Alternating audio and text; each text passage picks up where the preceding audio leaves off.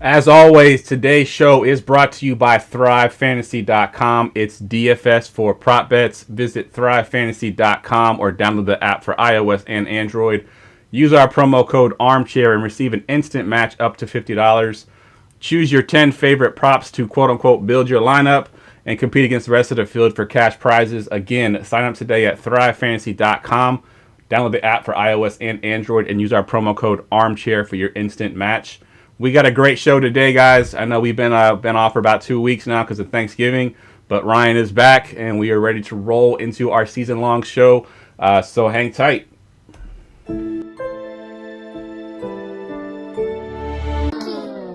Fantasy football, you dealing with the best. Keep it hype, authentic. This ain't nothing like the rest. With the Armchair Fantasy Show podcast, give advice for all the listeners to improve your stats. Yeah, we live on goingfor2.com. Tuesdays and Fridays, this is what you want. Talking dynasties and daily drafts, and we just getting started. That ain't even the half. Yeah, so go ahead, tell your friends to join. Going for two, cause no one remembers the extra point. Hey, goingfor2.com, the Armchair Fantasy Show. What is going on, guys? Welcome to episode 184 of the Armchair Fantasy Show. I'm your host, of course, Jeff Lambert, and you can follow me on Twitter at JeffLambert77. Presented, as always, by ThriveFantasy.com, and we are here every Wednesday and Friday night on Facebook Live, Periscope, YouTube, Twitch, syndicated in all major podcast networks, and streaming in the Going For Two app for iOS and Android. I'm here with my co-host, as always, Mr. Ryan Steerfoss. Ryan, what's up, man? Good, man. I'm glad this fantasy week's over and football week's over in general, and we're on to week 13. It's been a long one. Yeah, longest week ever. Your Skype is frozen there, Ryan. I'll give you a second if you want to go restart your Skype real quick. Super. All right. Also joining us tonight, second time on the show, Mr. Kane Fossell of the Devy Diet and Devy Marketplace podcast. You can follow him on Twitter at Devy_Kane. What's up, man? How you doing tonight, Kane? Hey, I'm doing really great. How are you, man? Not too bad, man. Not too bad. For those that may have missed your last appearance on the show, give us an idea of what you do over at those two podcasts and just in general in the fantasy community. Yeah, so we created the Devy Marketplace as a way to kind of figure out Devy values, right? It's an ever-changing landscape just like Dynasty is, but you're not scoring any points with those players.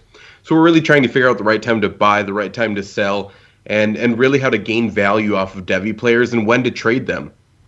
So you can continue to accrue assets and make your team better through Devy players, as it just is giving you more things to trade for and trade away. So it's really exciting. I'm joined by my co-host Shane Hallam over there, who's a really great NFL draft mind.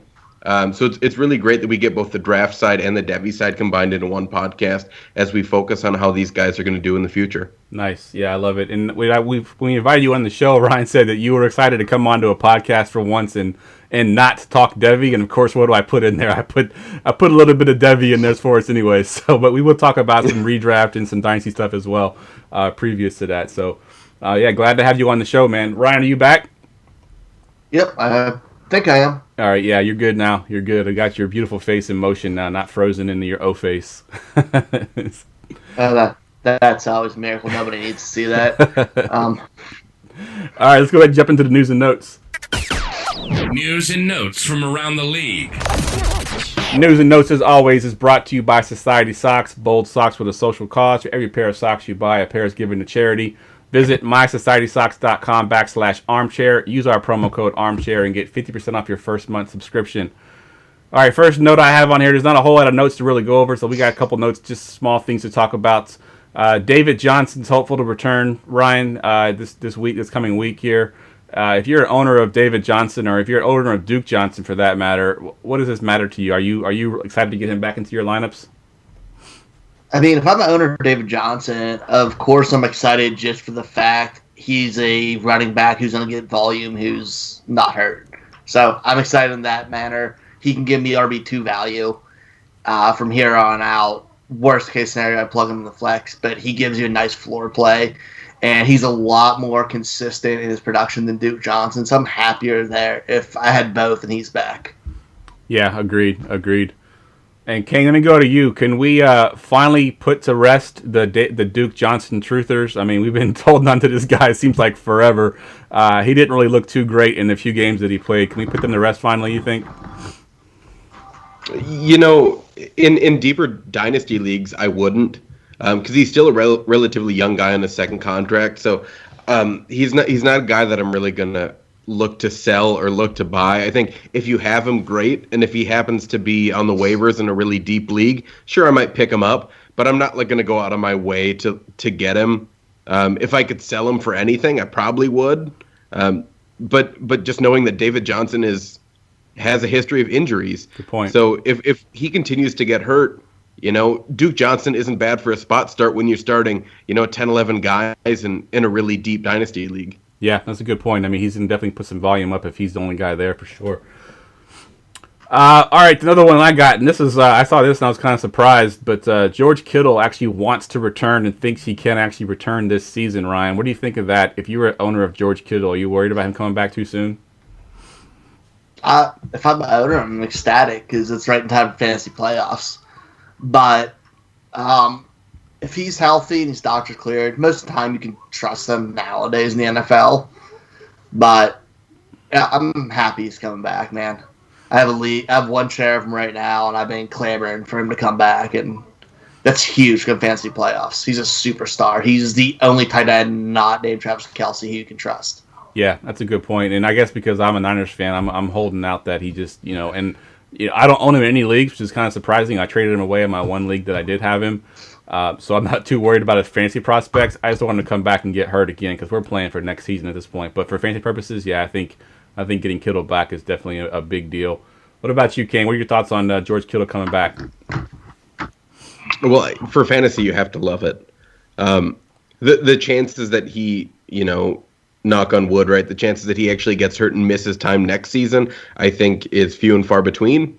When he's just such a physical player, the injuries are going to happen. But, you take the good with the bad on a player like that. And, some weeks he might get injured or banged up a little bit, but some weeks he's going to put up 11 catches for 200 yards and a touchdown and single-handedly win you your week. So, if George Kittle is playing, you have to start him. There's no questions asked. Agreed. Yeah, I think if he does end up coming back, he's definitely plug and play for sure, especially with some of the way the Titans have looked this year. I think coming into the season, we're all like, oh, this is the deepest, it's ever been for tight end. And then it turns out that it's not that deep after all. You got 3 or 4 guys at the top, and then the rest of them are just guys. DJ Chark on track to return. He's coming back with a quarterback, situation that's not that great. Ryan, if you're headed into the playoffs here, are you looking to start Chark in any of your leagues? I mean, if you own him, can you start him? Yeah, I think you can start him as a RB3 at the worst. He has that big game potential, and he's proven pretty consistent while he's been healthy. I may not rush to start him this week, but if we see him look good, yeah, I'm starting him here on out. Yeah, I think with situations right now that we have with COVID, with injuries and everything else, I think Chark is definitely a starter. You're probably starting him. Yeah, he's better than some of the guys that I've had to put in my lineups just recently, so I agree with that. And the last note, another small one, but Zach Ertz was officially activated, could possibly return this week. What does that do for the Dallas Goedert owner, and obviously for what does it do for the Zach Ertz owner? Kane, we'll go to you on this one. Well, I think it's fine for both of them. I think who it really hurts is anyone who ever was trying to play a Philadelphia Eagles wide receiver.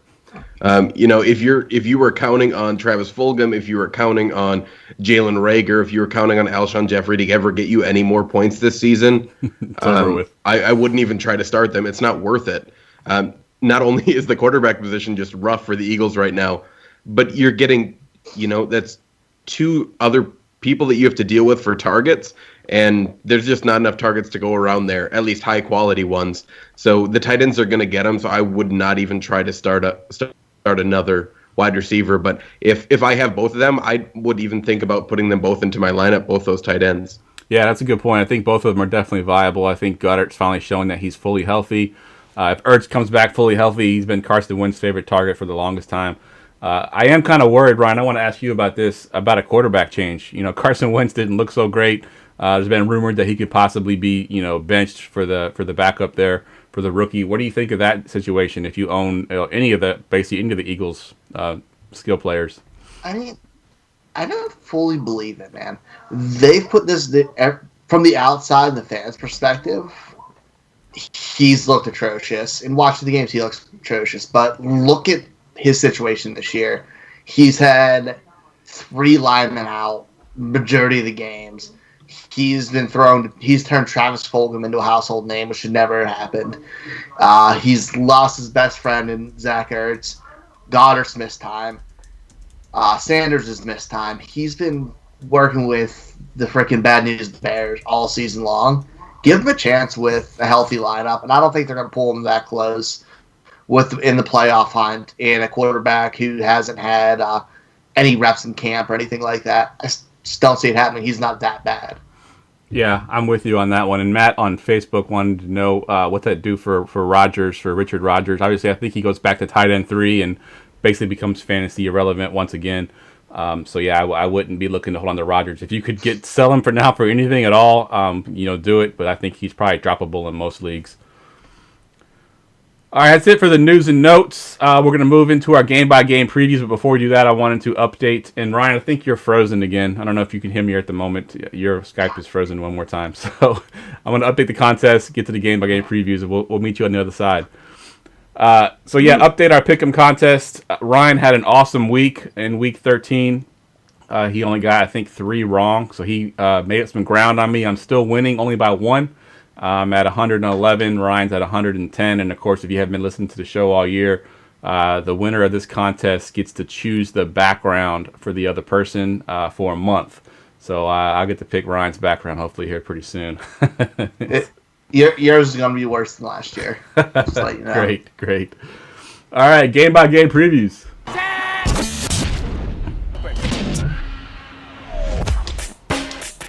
This week's game-by-game previews. All right, if y'all caught the show 2 weeks ago, we changed the format once again for the second half of the year. We're trying to find different ways to present the game-by-game previews, and we felt at this point, if you're still listening to the show, you're probably decent enough in your leagues that you don't need to know about every single game, so we're going to do the more important ones. And to do that, to make it kind of a fun way, we're doing a draft style. So I'll go, back and forth, round robin between Kane and Ryan. They'll draft the game they want to talk about. Obviously the one that's probably more important. They'll draft it and talk about it a little bit, and then we'll move on through the draft that way. So, Kane, you're the guest, so you get the first pick here. So, what game you want to go with first? Well, I'm going to go spicy right away, and it's Eagles-Packers. I think not only do we want to know, what's really going to happen truly at that wide receiver 2 spot for the Packers, but also what that running back spot's going to look like as we get into the fantasy playoffs, right? Is Jamal Williams going to continue to eat into Aaron Jones' touches? Like, do we ever have a chance for A.J. Dillon? Are they going to think about playing him down the stretch to get ready for next season since he's the only running back left on the roster next season? And, will the Eagles ever, look better? Yeah, exactly. That's the main question. Like, will Carson Wentz look competent enough where they can stop this whole, Jalen Hurts is going to take over thing? That's the main storyline. We just want to know what's going to happen. Like, obviously, there's some studs in there that, if we have them, we're going to play them. Our Miles Sanders, our Aaron Rodgers, right? Our Devonta Adams, those players we're going to plug and play. But it's kind of the rest of those guys, as we've seen just so many injuries. Can we start both the tight ends for the Eagles? Which I believe that we can. Can we start Lazard? Do we even try to start MVS anymore? Is Jamal Williams now a solid flex play in deeper leagues? Yeah. So everything's just up in the air with this game, and I think this one will help us really understand how the playoffs are going to go for both of these teams. Yeah, good point. I like that. Ryan, you got the 102. I'm going to talk Raiders-Jets. I know it's an exciting one, but we need to calm the tilt that's going on about Josh Jacobs. Like, everybody, it was just pure blasphemy about him after this week. But common sense needs to prevail here. He's had 2 games with under double digit, or 2 games with 10 or less carries. In both games, the opposing team beat the brakes off them and put up 40 points. So that has to do with game stripped. other than that, we're seeing anywhere from 15 to 30 carries a game. Yeah. This dude's RB6, and he is as safe as you can get play. Like, just calm down. Let's pump the brakes here. Do not go buy him if somebody is. Like, he's a good player in an offense that's built for him. That team was wrecked due to COVID, had no starting real defense, missing people on the O-line. It was just a bad situation last week. And because it was the Falcons, it made it look so much worse. Yeah, exactly. Yeah, I think a lot of DFS guys were burned on that one because a lot of them had Derek Carr as their quarterback, thinking, "Oh, it's the Falcons. You know, how bad is that?" Derek Carr's been playing really well, and man, they got throttled in that game. It was brutal. All right, the 103, Kane, goes to you. Who you got at the 103? Yes, we got to talk NFC West, Rams, Cardinals. I think that's going to be a great game, and hopefully, Jared Goff can throw the ball to the right team, like the whole game. Hopefully, that continues a little bit. And we have Cam Akers all of a sudden starting to come on late in the season. Are they going to kind of continue to do that throughout the season? And if they are, he could be, a potential league winner, right? For where you can get him, and you can pick him off waivers in some leagues. In some redraft leagues, and just start them, and all of a sudden you could be right in the thick of it. So that's a game that I'm really interested in. I want to see if the Cardinals are ever going to give Chase Edmonds the ball more than Kenyon Drake. Yeah. So that's another one. I'm not worried about Kyler's injury. I think he's going to do just fine. And when he has a shoulder injury and might not want to throw as much. He runs really smart, and he's quick to slide and quick to get out of bounds. So maybe that even becomes more part of his game. So we're just going to get more of that rushing upside, which we always love to see. So I think that's going to be a really interesting game, especially as we try to figure out, who's that Rams wide receiver 3? Is it Josh Reynolds? Is it Van Jefferson? Is the rookie finally going to get some more of these touches? So it's going to be really interesting to see how this one shakes out. But I think it's going to be a good one for fantasy football. If the Rams score early, if they score, in one of their first or second drives and score a touchdown, I think we're in for a high-scoring game. Yeah, I agree. Let me go back to that Kyler injury. I'm just curious to your thoughts on this last game. Do you think the injury that he had anything to do with how he played, or do you think he just played well or played bad because of the defense that they were with, and it doesn't matter if it's injury or not? I think 6 of one, half a dozen of the other, right? I think the injury probably didn't help, but he, you're going to have some off games, and he didn't get the ball as much to DeAndre Hopkins. And anytime you don't get your best player involved, your team's just going to be a little worse. Like, that's just the way that it goes, and we all know that. So yep. I'm not worried. I think they're right in the thick of the playoff hunt. So I think Kyler's going to continue to play well, and we can rely on him for the fantasy football playoffs because he's going to have to play every game for them to make the playoffs. Yeah, I agree 100%. I think he's one of those guys too that, at least from what I've seen so far in his first couple of years, is that he will bounce back. He's not one of those guys that get his confidence shaken. We saw a couple times in games themselves where he struggled in the first half, came back in the second half, made a few adjustments, and kind of blew up from there. So I do think that he'll bounce back in this game. All right, Ryan, you're up at the 104. I want to talk about Wayne Gallman for the Giants and his kind of perceived value right now. In Dynasty, if you're in a contending team, he's somebody who's been playing fantastic. We have 5 straight double-digit performances for you on a really bad team. The thing that is different, like he's almost a plug-and-play right now in regular season, but if you're looking at Dynasty, he has to be a guy who we're looking at as one of those top-tier handcuffs. I don't think when Barkley's back, he has any individual value, but we could be looking at him like an Alexander Madison, or somebody like that, because once they get that opportunity, he's done nothing but produce. And this is a team that hopefully should improve and get some sort of identity going in the next year. I'm not going to put much past the Giants, but I think it's something where keep an eye on him, and he could maybe get value elsewhere if it comes down to it. But I like him as a top of the line handcuff, and we know we have it now. Yeah, and it's funny because I was looking up his age because he feels like he's like 30, but he's only 26 years old. He's been in the league for 3 years, 4 years. I think this is his 4th year. So, I mean, he's not that old. I just feel like, for some reason, I feel like he's like 100 already. But, yeah, he's still a young guy. He's still got some, career ahead of him. Maybe he gets a change of scenery at some point. And, yeah, I do think his dynasty value is pretty decent, especially if you, like you said, if you're a contender right now. I had him in my lineup this past weekend.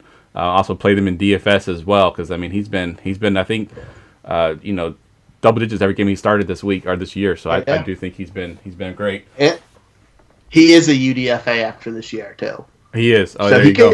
He could find himself in a situation where he gets an opportunity. Maybe not, I don't think it's going to be an every down back thing, but as part of a committee where he's getting some volume, absolutely. Yep, agreed.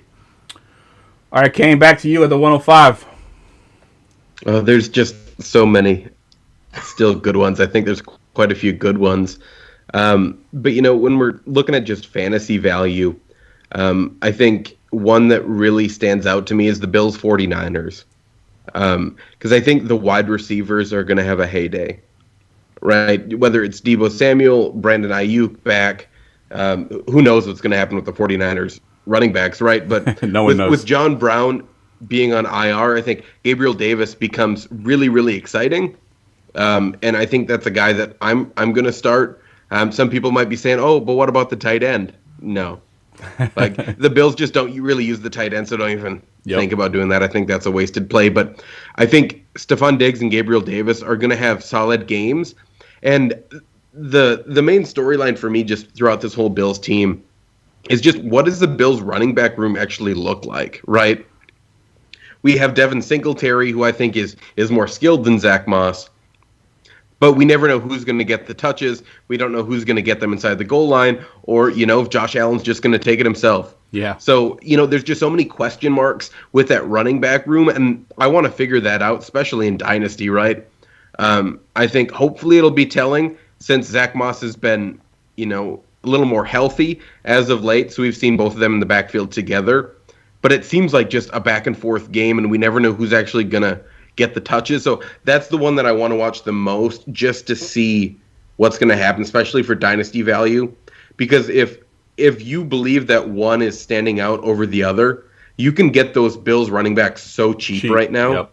Yep. So just go out and do it because it's going to be basically free for these guys. Like, you're not going to have to give up even like a mid-second for some of these guys because people don't believe that they have any value. Yep. I think at some point, too, the staff has to say, okay, we can't keep running Josh Allen as much as we do. I do think that eventually they're going to have to kind of go to a more traditional offense and get those running backs more involved and keep Allen from taking those big shots because, they're a great team. They're a young team. They'll be in the playoffs this year. They'll probably win the division there. They can't get their quarterback killed, like a Cam Newton a couple years ago where he just kind of broke down. So I agree. I think that those running backs, if you can get one that's going to be standing out over the other, go out and buy them now if you possibly can. Good stuff. All right, Ryan, we're at the 106. This is what I kind of want to see what you guys think on it because it's one of those partial tilt situations. It's Alvin Kamara's value right now with Breeze out.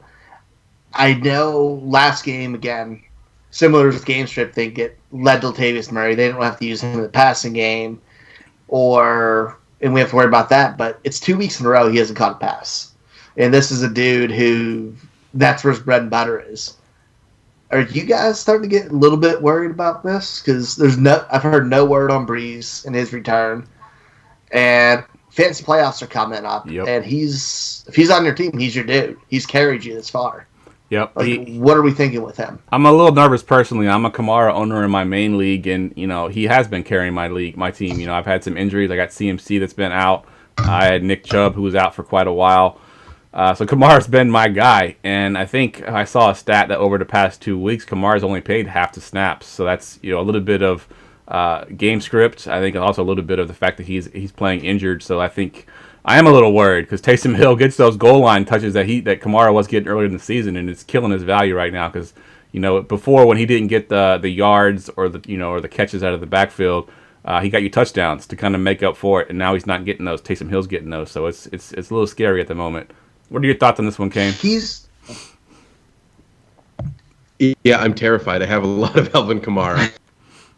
But it's not just terrifying for this year, right? The dynasty outlook is now all of a sudden changed too, right? Like, do we really believe that Drew Brees is going to be there another season? Like, I don't think so. Do we believe that Sean Payton thinks that he's the smartest man in the room? Yes. Yes. Does he think that he can win with Taysom Hill? Clearly. Yes. So what does that mean for the dynasty outlook next year? Man, like, that's what terrifies me. And, you have to assume that they're going to get their best player involved, but they're barely even getting Michael Thomas involved too. So I don't know what this team is going to be. And if they're really just going to be this Latavius Murray, Taysom Hill, run it down their throat type move, I guess you just wait for Taysom Hill to get hurt. Yeah. like for Alvin Kamara and Michael Thomas to ever get any return on their value. But I think it gets really, really scary. And I don't even know what to do with Michael Thomas in Dynasty. But now Alvin Kamara is scaring me, even though he's supposed to be, even potentially being the 101 in redraft next year. It's going to be real scary if Taysom Hill's that quarterback. Yeah, I agree 100% with that. And I definitely am nervous. I bought Kamara this past offseason in a big blockbuster trade, so he was kind of my guy to put me over the top. And if he's not going to be that guy for me for the playoffs or for years to come, I'm going to be pretty upset about that. All right, guys, quick commercial break. We're actually doing pretty good on time, so when we come back, we may actually do a couple more picks from the games here before we get to some of these Devy guys we wanted to talk about. But quick commercial break, guys. Hang tight. What's up, everyone? Jeff Lambert here, and I want to tell you about Society Socks. Is your sock drawer kind of boring? I know mine is. Society Socks is a men's sock subscription company that sends 2 pairs of exclusively designed socks to your door every month. These socks are made of a warm, soft, and comfortable blend of combed cotton, guaranteed to make your feet feel and look great. At the office or the bar, your socks are sure to be a hit. You might be wondering, why are they called Society Socks? Well, that's the best part. Socks are one of the most needed and least donated items at homeless shelters. Society Socks aims to change that. With every pair of socks purchased, another pair of socks is donated to homeless shelters. So on top of receiving awesome socks every month and amping up your sock drawer, you're actively making a positive change in society. With 2 surprise pairs of socks arriving at your door every month, you'll begin to grow an impressive sock collection. Visit mysocietysocks.com/armchair and enter our promo code ARMCHAIR to get 50% off your first subscription. Put an end to boring socks and subscribe today. Again, that's mysocietysocks.com/armchair and use promo code ARMCHAIR.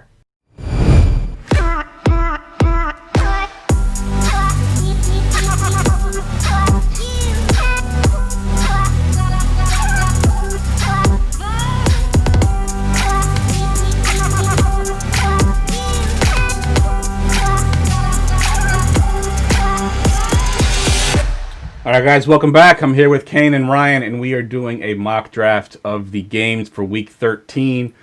We are actually going to do a couple more picks here. I thought we'd do 6 picks originally, but I think we got time to do a couple more. So we're at the 107, Kane, and we're going to go back to you. It's always exciting when you can just repeatedly see people run the ball over and over and over again.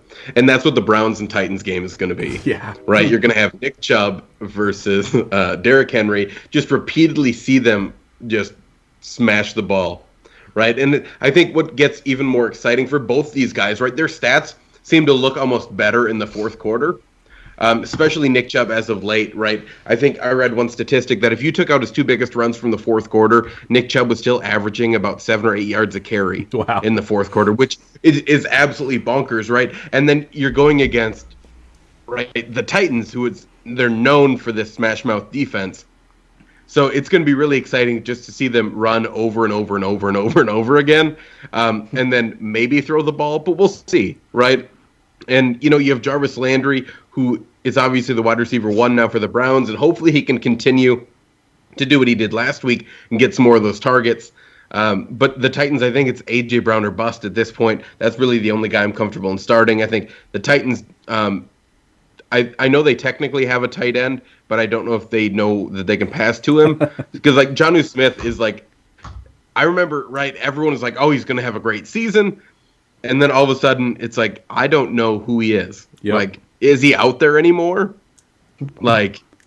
Yeah, last week was pretty bad. Scary. Last week was pretty bad. He wasn't even targeted last week. I think I saw a stat where his splits between when A.J. Brown plays and when he doesn't play is something crazy. It's a huge chasm between the two of them.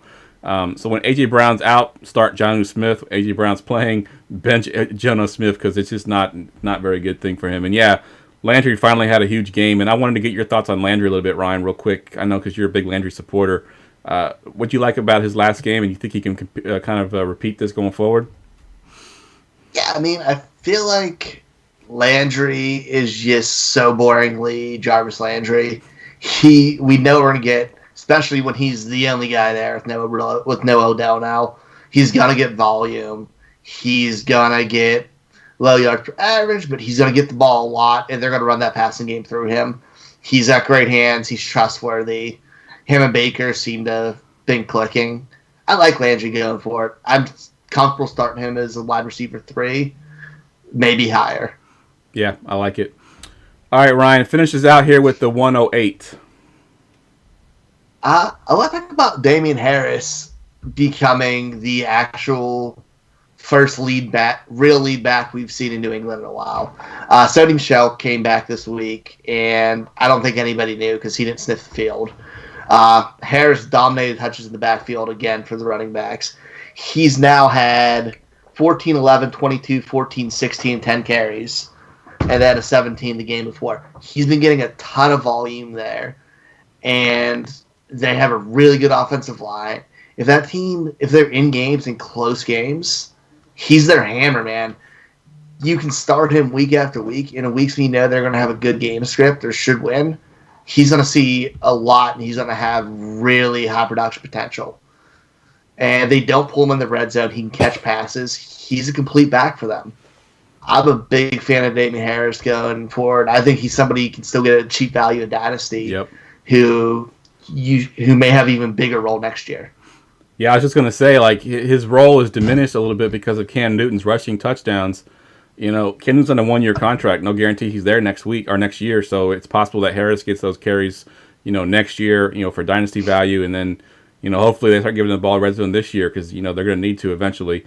But me, I've been a big Damian Harris guy. I've been buying him everywhere I could this past offseason. So I'm loving what I'm seeing so far. Last 2 weeks have been a little rough, but I do think he gets back on track here against the Chargers. I like that a lot. All right, let's get to some of these 2021 prospects. I wanted to get why I've got Kane on here, get some talk about this. Just full disclosure, Kane, in case you didn't know, I watch zero college football. I do all my scouting in the off season basically, and listen to guys like you that are much smarter than me. Ryan's more of a guy that watches college as well, so I'm going to listen to y'all talk for most of this time. But we'll kind of go through each position. And you give us a few of your top guys that you like, and then give us one player that you think is kind of undervalued that might either rise up draft boards, come draft time, or someone that might slide a little bit that we can kind of buy at a cheap value. We'll go to quarterbacks first. Give us some of your top quarterbacks. Yeah, so I think the big conversation this year, right, with quarterbacks is people are saying, can 6 quarterbacks go in the first round? Right? There's 6 guys that are kind of above everyone else.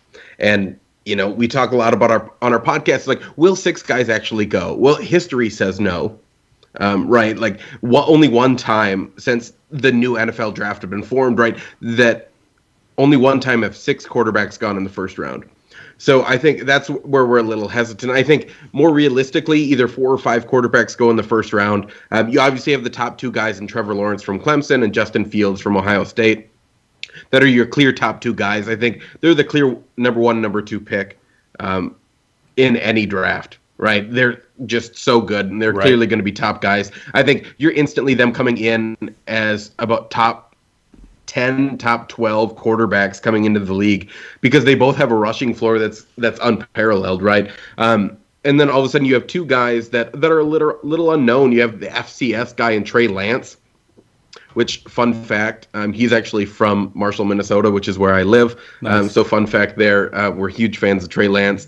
But he's an FCS guy. He only got to play 1 game this season because FCS did move their season to the spring, but he already declared for the draft. So he's not going to be playing in the spring, and he only played 1 game against Central Arkansas. Didn't look super great, but again, it's hard to judge on just a 1-game sample size in his sophomore season. So he's a guy that's just crazy athletic. He can easily throw the ball 60 yards without even trying, but also put up 1,100 yards on the ground with 14 touchdowns And crazy enough, his freshman year, his redshirt freshman year, he never threw an interception. So he fumbled once. It's just crazy stats for a guy like that. That is awesome. And then the other guy that you really need to talk about now is Zach Wilson, who's the quarterback for BYU. Like Trey Lance, similarly, like he can just whip it down the field without trying. I swear he could put butter on bread 50 yards away without trying. Like he can just whip that disc and just put it right on the bread, man. Like this dude puts it right in the bread basket anywhere down the field, and it's really, really impressive. The biggest thing you're going to hear about Zach Wilson is that he has got great mobility too that a lot of people don't think about, right? So he's able to elude the pocket, and he's able to step up in the pocket when the pocket breaks down. But the issue is he's never really faced a lot of pressure.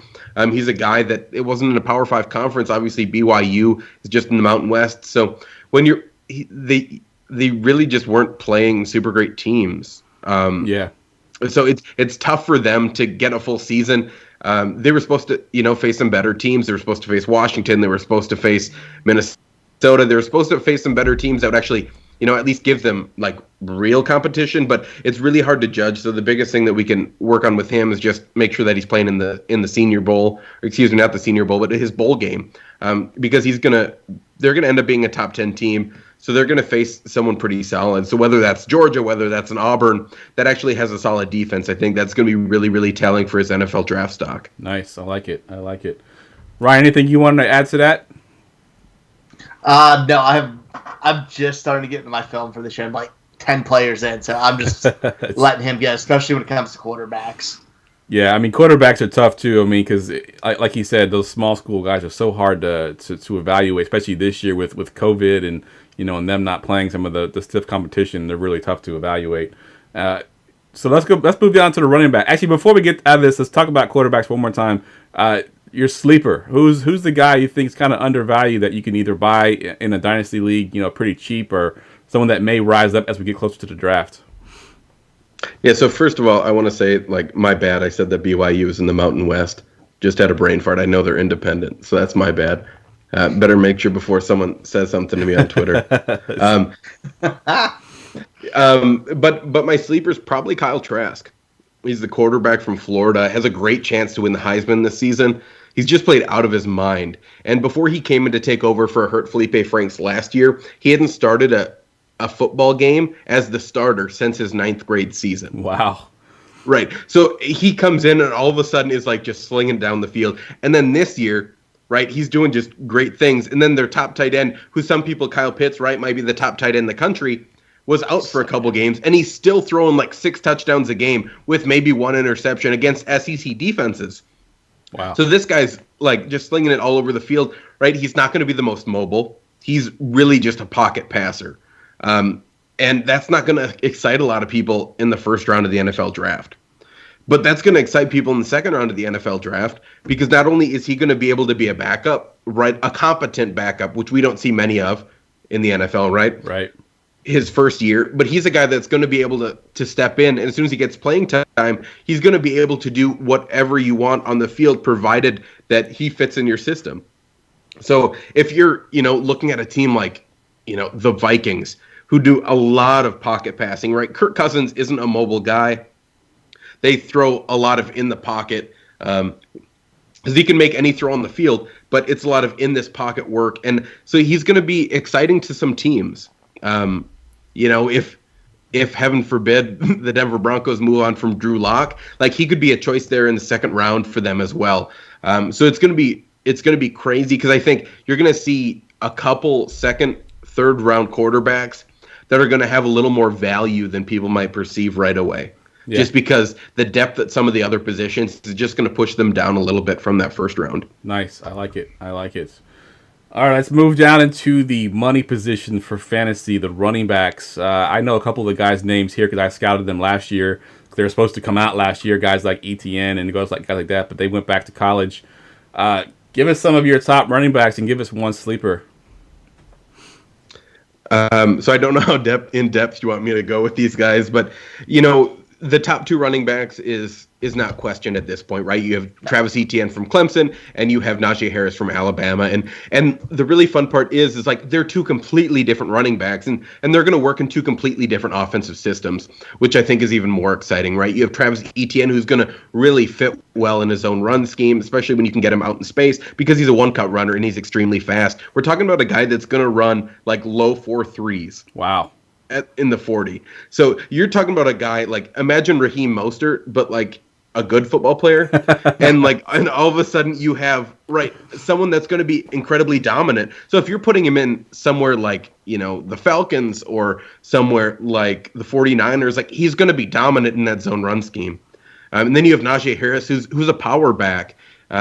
We don't see a lot of this size speed combination very often outside of Derrick Henry, right? Like we don't see it anywhere else. So it's going to be really exciting to see where he lands. And then after that, is where things kind of gets a little hairy. You have Javante Williams, who's a running back from UNC, who I think is going to just fly up board. So if you need a sleeper, I guess Javante Williams would be that guy. I think he's just going to slide up boards because he's a big bruising back, but is incredibly fast. So he's going to slide up. I think, Kenneth Gainwell, who opted out of the season, he's going to be kind of not very talked about until we see him at the combine and remember oh yeah, he's fast and can catch passes, right? We saw Antonio Gibson do it last year in that exact same mold. So I think he's going to be a guy that we continue to look for because he's going to be able to catch a ton of passes out of the backfield. So I think those are probably some of the top guys. I think after that, it gets incredibly hairy to try to figure out kind of who's going to be next. I guess another sleeper. A question on Facebook for you. A question on Facebook for you, real quick, is just talk a little bit about Chubba Hubbard. I guess he's one of the guys that people want to know about as well. Yeah, so Chubba Hubbard should have come out last season.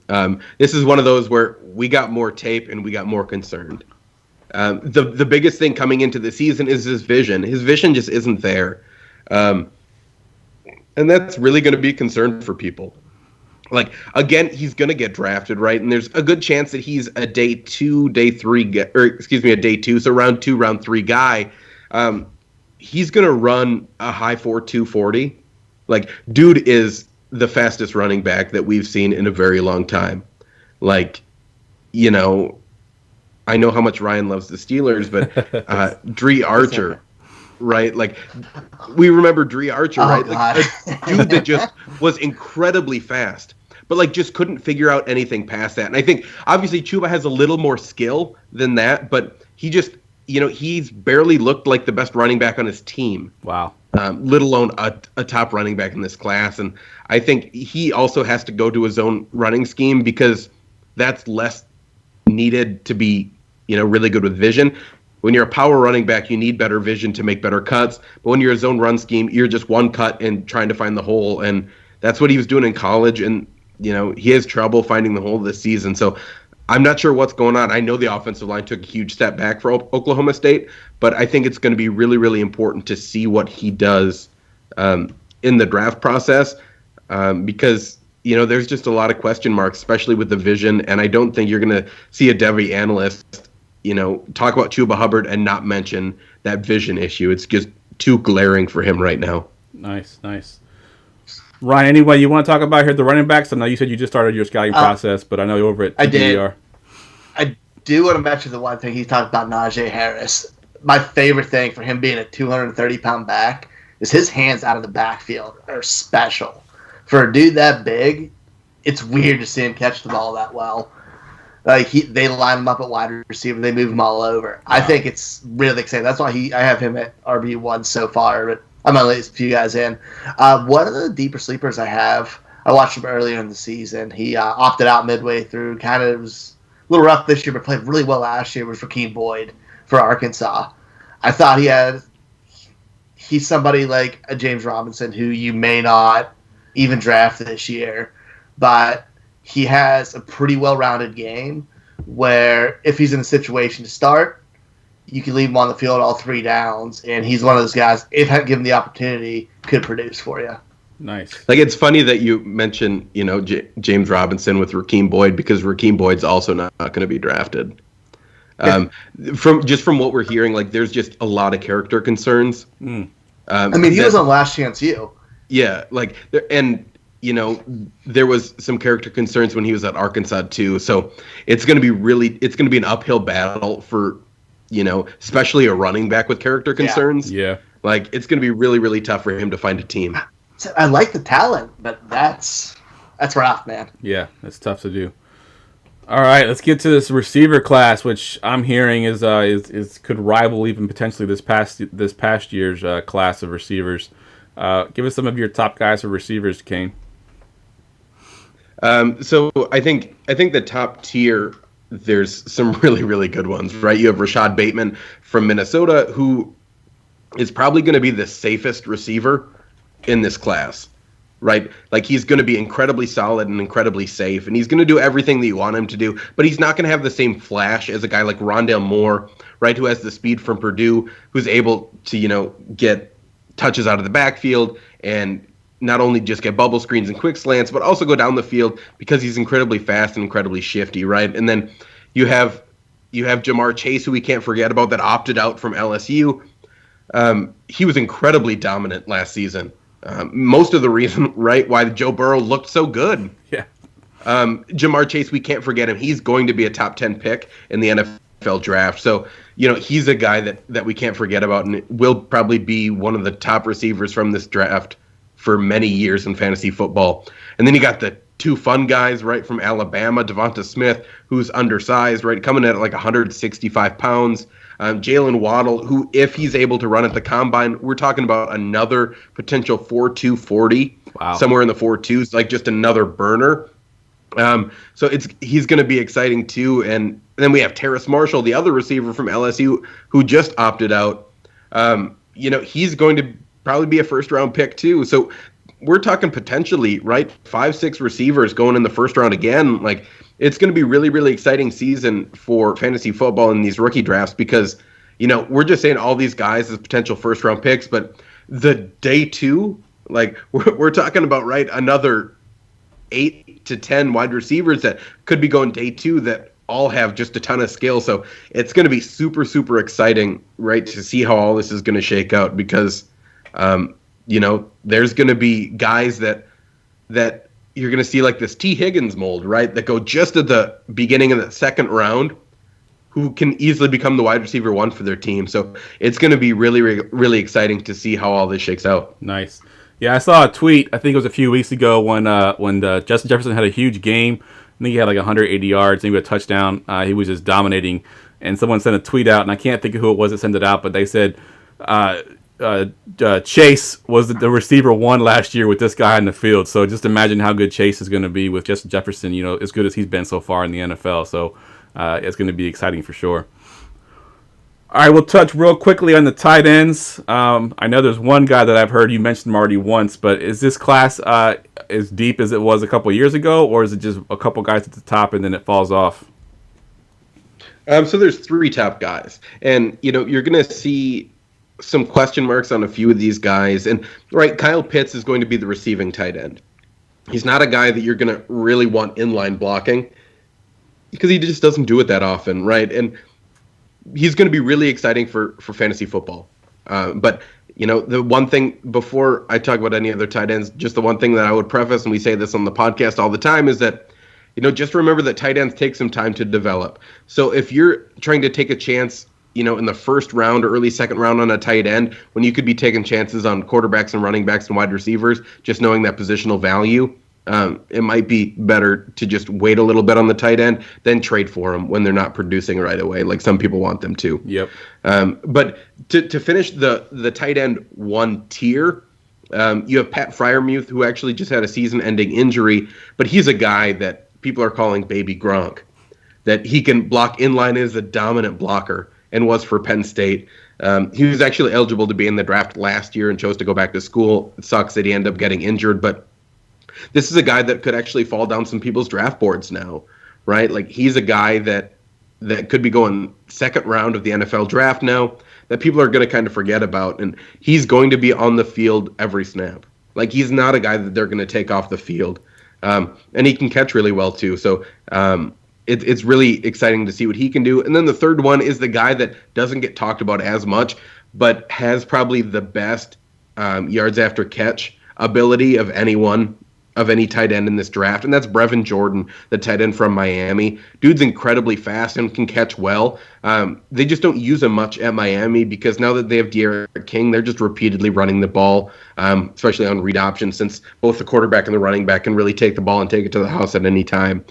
So Brevan Jordan's super exciting, and past those three, I think that's when we start to get a lot of question marks. But, the biggest predictor with tight end success in the NFL is draft capital. So if someone's getting drafted, day 2, we have to take a look at them and know that they're going to be, at some point, a viable fantasy asset. Yep, good point. Ryan, I didn't go to you on the receivers there. Is anybody you want to talk about receivers or tight ends that you've looked at so far? Actually, yeah, wide receivers. Tyler Wallace from Oklahoma State. He was somebody I loved coming into the class last year because he had that build where he can do a little bit of everything. He worked in the middle. He's great on the deep ball. He can go up and get it. He's made some spectacular catches over the last couple weeks. He has great yak ability. I think he's a guy who can be a wide receiver 1B type in the NFL and really produce. I just love everything he can put together, and he's somebody who should be on burner as well. Nice. Yeah, for every Rondale Moore and Jalen Waddle, you need another guy on the team like Rashad Bateman or Tylan Wallace, right? Like, the fast, shifty guys aren't always going to be that wide receiver 1 for their team.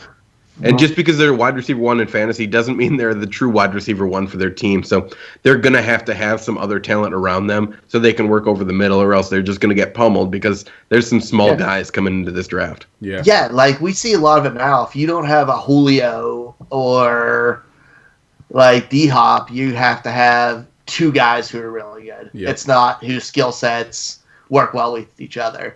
And I think you see there's a lot of the guys, it feels like, in this class who are like that 1A, 1B type, who are just a good counter to someone else. Right. Good stuff. All right, that's it for our 2021 preview. Obviously, we'll do a whole lot more in the offseason, and I'll do some research, too, and actually know these guys' names, hopefully. But I appreciate you coming on, Kane. But real quick, before we get out of here, we got to do a Forgotten Fantasy Player. Get ready for GoingFor2.com's Forgotten Fantasy Player of the Week. All right, Kane, you kind of teased it a little bit before the show here, but give us who your Forgotten Fantasy Player is. So I really wanted to go tight end, but there was just one guy, that is just so forgotten, but had some of the best talent that we've probably ever seen, especially at the college level. And it's funny that Ryan just mentioned Oklahoma State, but Oklahoma State had some of the best receivers coming in, in the early 2010s, right? And Justin Blackman was probably one of the best, like, pound for pound wide receivers coming into the NFL. Yep. Like, dude was an absolute freak, right? If you were watching him in the Big 12, he was destroying everybody. Especially because he was just getting into his prime as Des Bryant was leaving, right? So it was just this great time to be a Cowboy football fan. But actually, Oklahoma State Cowboys, the better ones, not a Dallas Cowboy fan, right? But his his rookie year, that's what they call it in the NFL. His rookie year ends up putting over 60 catches, over 800 yards.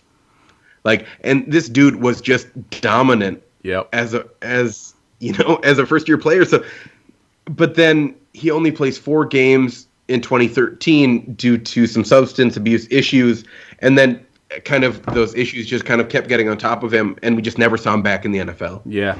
And this was one of the guys who probably had some of the best talent that we've ever seen, but we just lost it. Yeah, just due to everything going on.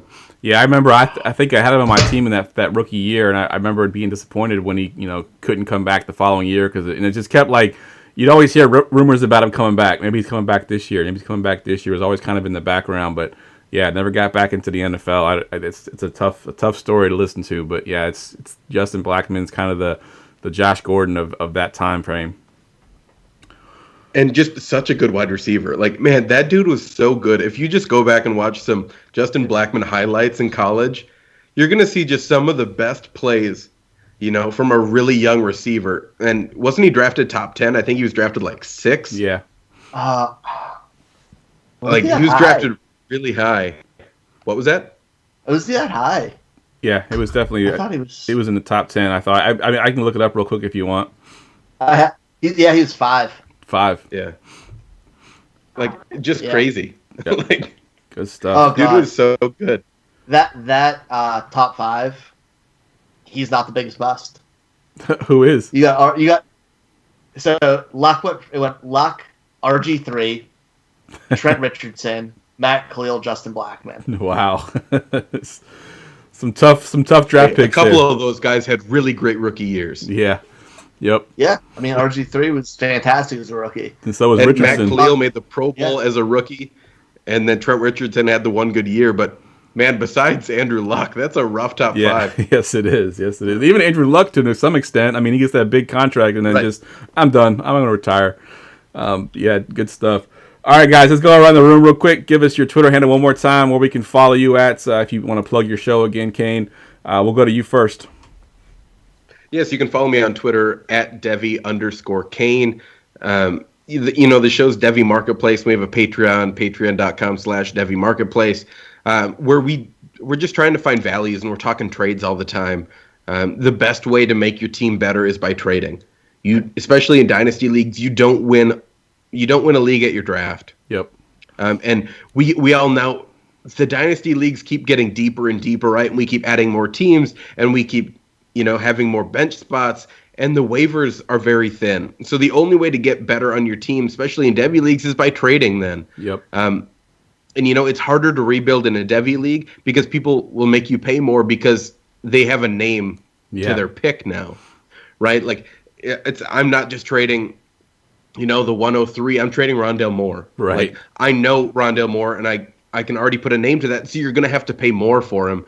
So that's why we just want to make sure that you're buying and selling at the right time to make sure you're actually maximizing your profit. Or else you're just going to end up being a middling team, and there's nothing worse in a dynasty league than always being the guy that's seventh or eighth. Yeah, exactly. Right? There's nothing worse. Yep. Agree 100%. Ryan, what you got? Find me here every Wednesday night at Going for Two, and big announcement coming soon. I can't say anything else. All right, good stuff.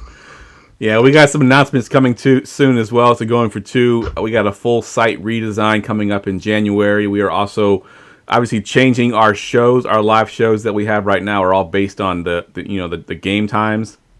Obviously, in the off season, there's no games, so we're changing up our show schedule. We'll be announcing that pretty soon as well. Some real big stuff, so stay tuned for that. As always, guys, you can follow me on Twitter at JeffLambert77. For Ryan, for Kane, we'll see you next week.